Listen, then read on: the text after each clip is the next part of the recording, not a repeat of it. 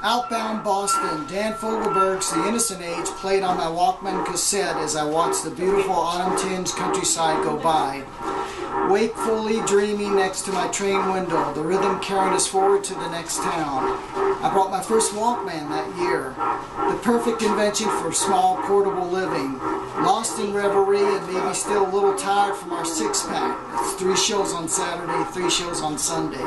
15-hour days with 45 costume changes. Thousands of smiling and laughing faces provided inspiration for perspiration. Occasionally I'd add a line to my journal or a letter I was slowly writing. Sometimes I'd get a video of a show we were on. I'd have to rent a professional VCR to share it with my family at the end of the season. A wild, talented cast of characters made for a lot of entertainment. We were all friended or unfriended very much in person. Phone calls were made from phone booths. "Where are you, Scott? I'm not sure. Can you check the route card I sent?" It happened to all of us sometime. To my parents, I was their son, collect. Our shows moved at the speed of sound. You knew your music cues from each of your 15 appearances in The Greatest Show on Earth. It was programmed into your nervous system. Train runs, especially long ones, were more gently random. What time you woke up, the sight and sounds, who you passed on the vestibule, was slowed down from the sweep of the second hand and measured more slowly in passing tracks. Train travel added so much magic and allure. This one trip outbound Boston was the perfect moment for that. An exquisite mind movie I can only try to express. This is my first time in Boston in the fall. Though I've only been there in that memory time, I'm convinced it's the best time of the year there. The new and colonial, the autumn hues and light crisp air can make you dreamy like a train run. It's a city you can walk around and take in. Add some cobblestone streets, some incredible bookstores tucked in and waiting to have their stories discovered and rediscovered, music and record stores. The food tasted better and the parks more inviting in this time and place. Those days always formed a lingering impression.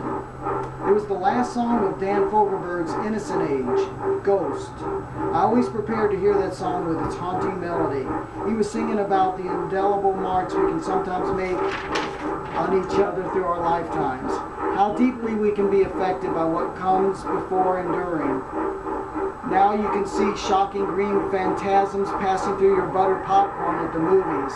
They'll never equal the diesel and sawdust-fueled hyper-imagination of the R&B rail bums. I started to take in the chilly play of melody and words. Our train started slowly passing a very old graveyard, moving like a thought through a haunted atmosphere. There was a fog that laid like a misty yawning blanket over it, near as my breath and yet untouchable. Movies of all the old silver screen clowns had inspired me to be on the train in this place and time. This may have been the greatest movie and soundtrack I will ever see. Haunting sound and vision touching in an accidental embrace, in a vaporous moment just for me and gone, like a ghost leaving a chill on your very being. If you could audition for the circus and succeed, then take the circus train outbound Boston past that old mystic graveyard with ghosts playing. You'd hope for a classic universal fog to cover that haunted and howled ground, muted cries and echo laughter. Sometimes in dreams as I pass through ancient corridors that vision does a slight return. My breath grows smooth and deep. The sun's rays are golden and from another time when I first awake.